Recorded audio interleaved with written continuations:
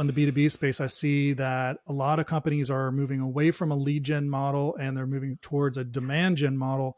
So the nature of educational content definitely plays.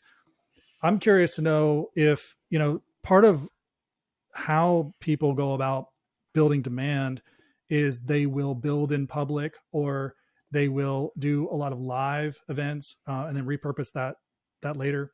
Do you feel like that could be a place where marketers could deploy educational content or create educational content publicly and then utilize it, or do you see it in a different way?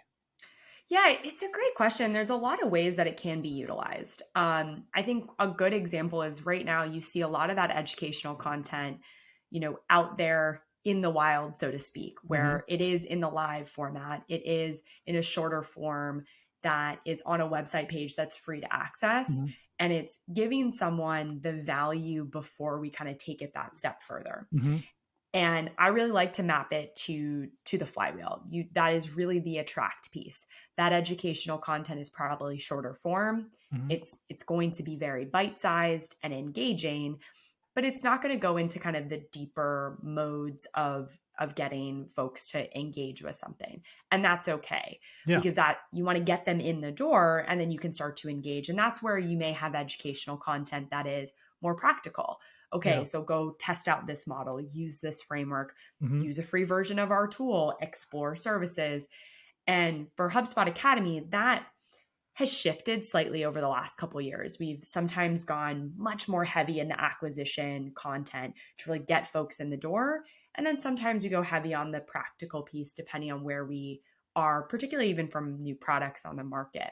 Yeah. And where the sweet spot is if you can kind of pair those things together. So let's say you do have some of this demand type content that you want, and you also have products and services that match to it. Great. That can be a little learning path that you create for your learners, and you can present that. And where I see people being most comfortable experimenting with educational content is in the live format. It's like, oh, we're not committing enough. It's not a commitment.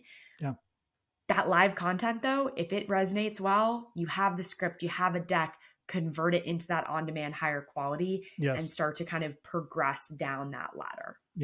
Yeah, definitely. And I can see too, like in the spirit of exploring growth, like a lot of it, I always preach experimenting, I think that's a kind of a secret sauce too to marketing these days. And like, you got to experiment with some of these things on LinkedIn. I'm going to say LinkedIn Live, right? You do a LinkedIn Live, and you do, put together some educational content that may not be super technical, super in depth, but you're experimenting. If it resonates, then marketing can take pieces of it and create new content, right? So I guess it's sort of an inception point where we started. Like with your company, you have to decide where does this have the biggest need, where can it have the most impact? Let's start there.